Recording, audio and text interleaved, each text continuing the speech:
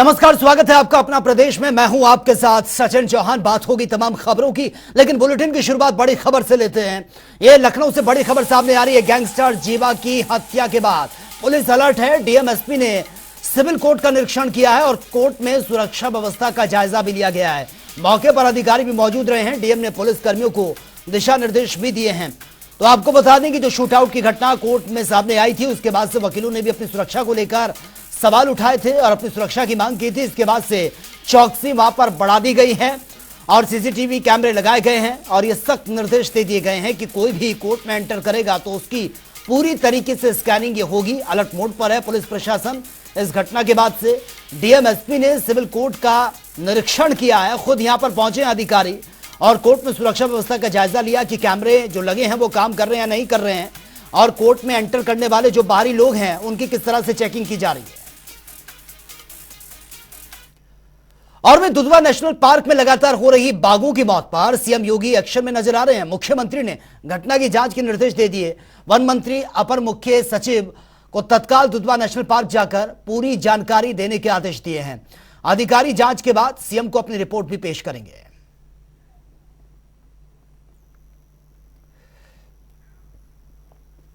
और वहीं कुशीनगर में कार्यक्रम का आयोजन किया गया जिसमें जल शक्ति मंत्री स्वतंत्र देव सिंह ने शिरकत की है। स्वतंत्र देव सिंह ने लोगों को संबोधित करते हुए बीजेपी सरकार की 9 साल की उपलब्धियां गिनवाई हैं। उन्होंने कहा कि प्रदेश की सड़कों के हाल 9 साल में बेहतर हो चुके हैं। प्रधानमंत्री मंत्री आवास के माध्यम से लोगों को पक्के मकान ये दिए गए हैं। आदरणीय मोदी जी का जो 9 साल का कार्य कर रहा है, बेमिसाल कार्य कर रहा है और जो हम कहें वो जनता के बीच में लेकर जा रहे हैं। सभी विषय हम जनता के बीच में लेकर जा रहे हैं। और जो आज करोड़ों लोगों का अपना आवास नहीं था, करोड़ों के पास आवास है। करोड़ों लोगों का अपना शौचालय नहीं था, शौचालय है। करोड़ों लोगों का बैंक का अकाउंट नहीं था, जिनका बैंक का अकाउंट है। आज किसान सम्मान निधि मिला, गैस का कनेक्शन है, बिजली का कनेक्शन है सभी लोगों का। और वहीं बागपत स्वास्थ्य विभाग की ओर से कार्यक्रम का आयोजन यह किया गया। राज्य मंत्री कृष्णपाल मलिक ने कार्यक्रम में शिरकत की है। वहीं 70 एएनएम छात्रों को नियुक्ति पत्र बांटे गए हैं। कार्यक्रम में जिले के डीएम और स्वास्थ्य विभाग के अधिकारी मौजूद रहे हैं। कृष्णपाल मलिक ने एएनएम अभ्यर्थियों के उज्जवल भविष्य की कामना भी की है। सबसे पहले तो आपके माध्यम से आदरणीय मुख्यमंत्री जी का, समस्त उस व्यवस्था का, चयन बोर्ड का, प्रशासनिक लोगों का धन्यवाद करना चाहूँगा कि जितनी एएनएम बहनें थी उनको उनका हक देने का काम किया और एक नियुक्ति पत्र देकर उन्हें सम्मान देने का काम किया। और आपसे भी यही चाहता हूँ कि आप इन बहनों का हौसला अफजाई करें और इनका इतना अच्छा इन्हें माहौल देने का काम करें। और चंदौली में पीएम किसान सम्मान निधि कैंप का आयोजन किया गया है। कृषि मंत्री सूर्य प्रताप शाही ने कैंप में हिस्सा लिया। तो वहीं कार्यक्रम में आए किसानों को किसान सम्मान निधि के बारे में जानकारी दी गई है। सूर्य प्रताप ने कहा कि प्रदेश में 66,000 से अधिक ग्राम पंचायतों में शिविर लगाने का टारगेट है। किसानों के गेहूं बीजेपी सरकार अच्छे दामों में खरीद रही है। मानक है, उस मानक के आधार पर हम उसके लिए हर साल उसको रिवीजन करते हैं। और यही कारण है कि जब मोदी जी की सरकार बनी थी 2014 में, तो धान की एमएसपी 1360 रुपये थी और पिछले साल 8 और एमएसपी लागू हुई थी 1984-85 के आसपास से। और 84 और 85 से आते आते 2014 तक मात्र 1310 रुपये प्रति कुंटल धान की कीमत थी। मोदी जी की सरकार ने 1.5 गुना करने का निर्णय किया और उसके परिणाम स्वरूप इस साल 2080 पर खरीदी गई है। और वहीं बीजेपी सरकार के 9 साल पूरे होने पर बीजेपी नेता जनसंपर्क अभियान में लगे हुए हैं, जिसको लेकर बरेली में टिफिन बैठक का आयोजन किया गया है, जिसमें पर्यावरण मंत्री डॉक्टर अरुण कुमार, मेयर उमेश गौतम, सांसद संतोष गंगवार ने शिरकत की है। पर्यावरण मंत्री ने लोगों को 9 साल की उपलब्धियां भी गिनवाई हैं। बैठक का आयोजन इसलिए किया गया है कि सभी लोग, हमारे जो कार्यकर्ता हैं, वो सब लोग बैठ के आपस में भोजन करते हुए एक दूसरे से बात कर सकें। जिस तरह से देश में 9 वर्षों में जो कार्य हुए हैं उसकी चर्चा करें, प्रदेश में जिस तरह से लगातार 6 वर्षों में कार्य हुए हैं उसकी चर्चा करें। और आपस में कोई भी बात ऐसी है जिसको एक दूसरे को बताना ज़रूरी हो उसको ज़रूर बताएं, क्योंकि जब मीटिंग्स होती हैं तो उनमें बहुत सारी बात हम अपनी कह नहीं पाते, लेकिन जब सहबोज हो रहा है तो यहाँ एक दूसरे को कहने का बहुत सारा मौका है, बहुत सारी बातें हम लोग चर्चा कर सकते हैं आपस में। तो इसके लिए मैं तो धन्यवाद दे रहा हूँ आदरणीय सांसद जी का, विधायक जी का, जिन्होंने आज इसको, माननीय मंत्री जी जिन्होंने आज इसको आयोजन किया है। इससे निश्चित रूप से जो विकास है वो और तेज़ी से बढ़ने का काम करेगा। और यूपी अधीनस्थ सेवा चयन आयोग की ओर से चयनित 7,182 एएनएम कर्मियों को मुख्यमंत्री योगी आदित्यनाथ ने लोक भवन में नियुक्ति पत्र वितरित किए हैं। इस दौरान उन्होंने कहा कि स्वास्थ्य विभाग में बंपर बहाली हो रही है, हम किसी के साथ भेदभाव नहीं करते, सबको नौकरी दी जा रही है। साथ ही उन्होंने कहा कि 6 साल के अंदर किसी भी चयन की प्रक्रिया में हम लोगों ने किसी भी प्रकार की धांधली, भ्रष्टाचार को हमने स्वीकार तक नहीं किया है। उत्तर प्रदेश अधीनस्थ सेवा चयन आयोग या उच्चतर शिक्षा चयन आयोग या फिर बेसिक शिक्षा चयन प्रक्रिया को पारदर्शी तरीके से किया गया है। आपने भी धैर्य से कार्य लेते हुए धरना प्रदर्शन की बजाय सरकार पर विश्वास किया और चयन की प्रक्रिया के साथ माननीय उच्चतम न्यायालय से अपने पक्ष में फैसला आने का इंतजार किया। इसके लिए मैं आप सबको आज इस नियुक्ति पत्र वितरण कार्यक्रम में, जो आदरणीय प्रधानमंत्री जी की प्रेरणा से मिशन रोजगार का हिस्सा है, इसके लिए मैं हृदय से बधाई देता हूं।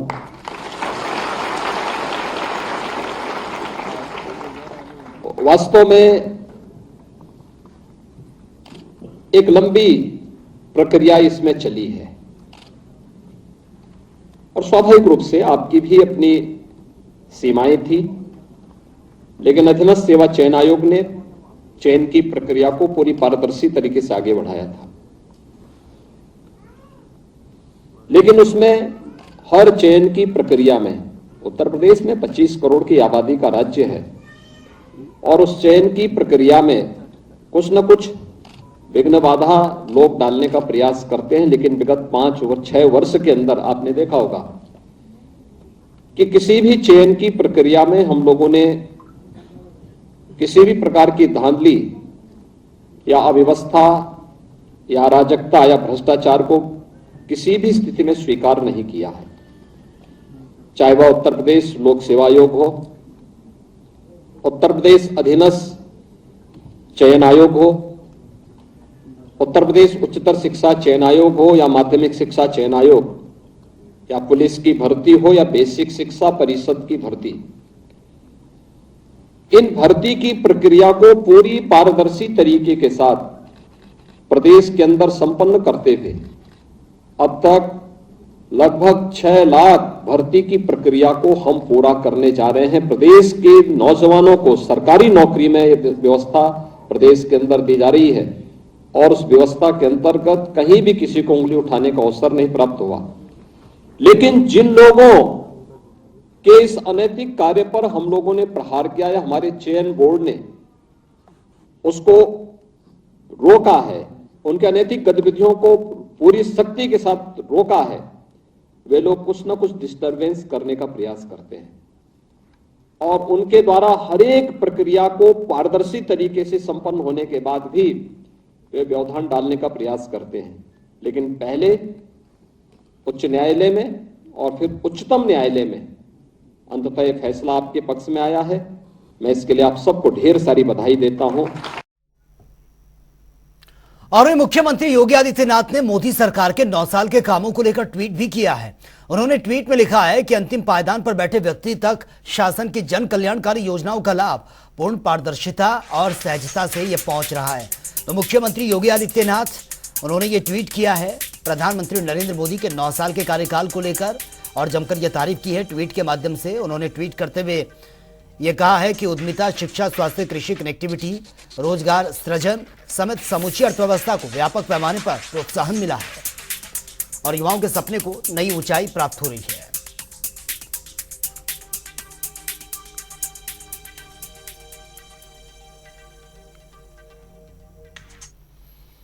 और वहीं लखनऊ में ज्वाइंट कमिश्नर उपेंद्र अग्रवाल से हमारे संवाददाता तौकीर किदवई ने प्रदेश की कानून व्यवस्था को लेकर खास बातचीत भी की है, वो देख लेते हैं। साथ ज्वाइंट कमिश्नर उपेंद्र अग्रवाल जी हैं। सर, जीवा के हत्याकांड के बाद से सुरक्षा व्यवस्था को लेकर कई सवाल खड़े हुए, कोर्ट परिसर की सुरक्षा व्यवस्था को लेकर, और जिस तरह से हत्या को अंजाम दिया गया, एक असलाहधारी अकेला आया और मार के चला गया। फिलहाल अभी क्या तैयारी है पुलिस की? देखिए, इसमें जो सुरक्षा व्यवस्था है, इसमें हम लोगों ने जो प्राइमा फेसाई अपना असेसमेंट किया तो उसमें 6 जो हैं पुलिस कर्मचारी निलंबित किए गए हैं, उनके विरुद्ध जांच भी बैठाई गई है। शासन स्वयं ही गंभीर है इस प्रकरण में पूरी सुरक्षा व्यवस्था को लेकर के, तो उनके द्वारा जो है 3 सीनियर अफसर्स की एक टीम SIT के रूप में गठित की गई है, जिसका मैंडेट है कि पूरी सुरक्षा व्यवस्था का रिव्यू करना और जो भी इसमें करेक्शंस है वो लेना और लैप्सेस है यदि कोई है तो वो लेना। आज SIT ने इस क्रम में एक बैठक भी ली थी जिसमें मैं भी सम्मिलित हुआ था। बार एसोसिएशन के सम्मानित सदस्यगण भी उसमें मौजूद रहे। सिक्योरिटी स्टैंडर्ड्स हाईएस्ट हो, ये चीज़ों पर सहमति बनी है और इसमें तय कई चीज़ें मतलब बार एसोसिएशन ने कहा है कि हमारा पूरा फुल कोऑपरेशन रहेगा, जिसमें चाहे आप बायोमेट्रिक्स सिस्टम लागू करें, चाहे आप कार पास सिस्टम लागू करें, या फ्रिस्किंग चेकिंग हमारा करना चाहें, या आप जो है अलग अलग गेट्स तैयार करना चाहें वादकारी और अधिवक्तागण के लिए, तो सभी पे उनका फुल कोऑपरेशन रहेगा। अब इनको हम लोग असेसमेंट मतलब सर्वे करके असेस करेंगे क्या रिक्वायरमेंट है एक्चुअल में, और एक ठीक अच्छी सिक्योरिटी योजना जो है हम तैयार करके जल्द ही इसको इम्प्लीमेंट करेंगे। क्या सर कुछ CCTV कैमरे या फुटेज ऐसे आए जिसमें कहा जाए कि वो अकेला नहीं, उसके साथी और थे उसको बैकअप के लिए? देखिए, ये सब चीज़ें इन्वेस्टिगेशन में देखी जा रही हैं। इसमें यदि कोई और बातें निकल के आती है, किसी और का रोल निकल के आता है तो उसके विरुद्ध कार्रवाई करेंगे। एक टीम सर जौनपुर भी गई थी, क्या आर्थिक स्थिति है? असलाह काफी महंगा बताया जा रहा है। देखिए, परिवार के बारे में थोड़ी जानकारी उस समय जो हम लोगों के पास थी वो आपको बताया जा चुका है। उसका वहाँ क्रिमिनल हिस्ट्री जो 2 है वो पता चली थी। 363-66 के मामले में पूर्व में जेल में रहा है। कोविड वायलेशन का कोई एक मुकदमा शायद संभवतः उसके विरुद्ध दर्ज है।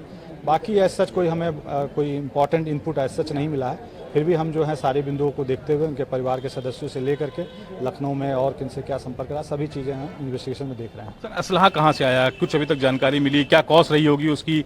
इसकी स्थिति खरीदने की थी क्या? इसका पीछे मान लिया जाए कि एक और लोग हैं जो साजिश के पीछे हैं? देखिए, ये इन्वेस्टिगेशन का पार्ट है। बेसिकली इसमें हम जो भी असलहे के बारे में जानकारी हमें दी गई है या पूछताछ में जो भी बातें उनके द्वारा बताई गई है, ये सब चीज़ें हम वेरीफाई करते हैं। वेरिफिकेशन के बाद ही उसमें कोई कंक्रीट एविडेंस मिलता है तो हम कार्रवाई करते हैं, और जब कार्रवाई करेंगे तो फिर आपको उसका स्टेटस अपडेट फिर से दिया जाएगा।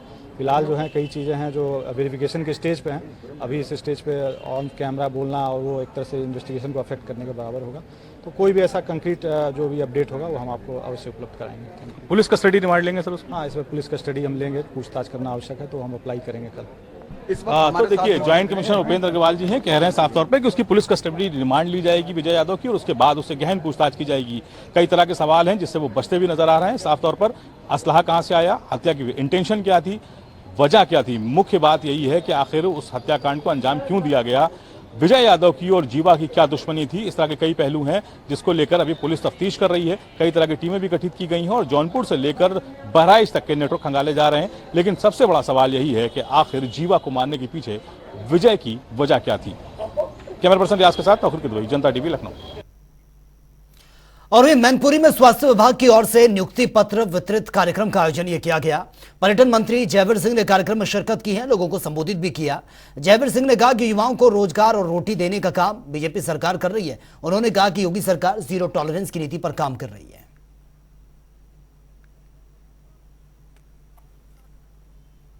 और निष्पक्षता के साथ योग्यता और क्षमता को सम्मान देने का काम, नौजवानों को रोजी रोटी के अवसर देने का काम, स्थायी नौकरी देने का काम लगातार सतत रूप से उत्तर प्रदेश सरकार कर रही है आदरणीय योगी जी के नेतृत्व में। और निश्चित रूप से हर क्षेत्र में, सेवा का क्षेत्र हो, कृषि का क्षेत्र हो, औद्योगिक क्षेत्र हो, हर क्षेत्र में उत्तर प्रदेश भारत का तेज गति से बढ़ता हुआ ग्रोथ इंजन बन रहा है। और आगरा के सर्किट हाउस में कैबिनेट मंत्री संजय सिंह ने सरकार के 9 साल पूरे होने पर प्रेस वार्ता की है। संजय सिंह ने सरकार की उपलब्धियां गिनाई तो वहीं सरकार की लाभकारी योजनाओं के बारे में जानकारी दी है। उन्होंने कहा कि बीजेपी सरकार धरातल पर काम कर रही है। संजय सिंह ने सपा और कांग्रेस पर भी जमकर निशाना साधा है। तो राजनीति कुछ है नहीं, राजनीति एक अभिभावक के रूप में काम करता है, चाहे जनता के पैसे के, जनता के भविष्य के, देश के विकास के लिए। हम लोगों ने 750 बरस मुगलों का अभिभावक माना तलवार के बदल, 350 बरस अंग्रेजों का अभिभावक माना, 70 साल इनको अभिभावक माना। और इन पार्टियों ने हमारे समुदाय को पौवा पिलाकर घुआ भर वोट ले लिया इन लोगों ने, और इनको कुछ नहीं किया, इनको बिकाऊ पियाओं का लेवल बना दिया। मैंने कुछ नहीं किया, इनको जगाया कि भाई एक राजनीतिक अस्पताल है, तुम्हारी समस्याओं का संविधान समस्याओं के समाधान के लिए बना हुआ है, और तुम्हारी समस्या इससे पौवा से नहीं होगा, पैसे से नहीं होगा, बल्कि पर्चे तरीके से होगा कि आओ अपना उद्देश्य बनाओ और अपना टोपी झंडा उठाओ। तो जो राजनीति के शिकार हैं वो निर्बल हैं और जो राजनीति के हिस्सेदार हैं वो सबल हैं। तो मेरे कहने वाला हर जाति में निर्बल हैं, जो राजनीति के शिकार हैं, कोसों दूर हैं विकास। इसीलिए हमारे मत्स्य विभाग के अंदर ही आप देखिए, मैं दूसरे जातियों के जो महिलाएं हैं उनको भी हम दे रहे हैं, दूसरे जाति के लोग आए एंटरप्रेन्योर बन के उनको दे रहे हैं। तो ऐसा नहीं कि हम मत्स्य विभाग में आए हैं, मत्स्य विभाग में बजट लाए हैं तो खाली निशानों के लिए। तो चलिए रुक कर लेते अगली खबर का। इटावा जिले में प्रशासनिक अधिकारी स्वनिधि योजना को लेकर अपनी बेहतर भूमिका अदा कर रहे। स्वनिधि योजना के लाभ जिले में लोग उठा रहे हैं, जिसको लेकर बीजेपी सांसद रामशंकर कठेरिया ने खुशी जाहिर की है और बाकायदा अपने ट्विटर हैंडल पर पोस्ट शेयर की है। साथ ही प्रधानमंत्री नरेंद्र मोदी ने ट्वीट करते हुए कहा है कि इटावा की जो पहल है बेहद ही प्रशंसनीय है, काबिल तारीफ है और लोग डिजिटल लेन देन का फायदा भी उठा रहे हैं।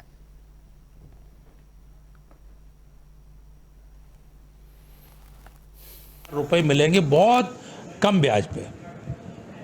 अब हमें खुशी है कि लाखों लोगों को वो स्वनिधि योजना से लाभ मिल रहा है। अब 1 लाख रुपया कर दिया गया। अब 1 लाख रुपया से कोई भी रेहड़ी पट्टी पे लगाने वाला, उनको हर जमीन दी जा रही, जगह दी जा रही और साथ साथ में रुपया दिया जा रहा, जिससे वो अपने परिवार का पालन पोषण कर सके।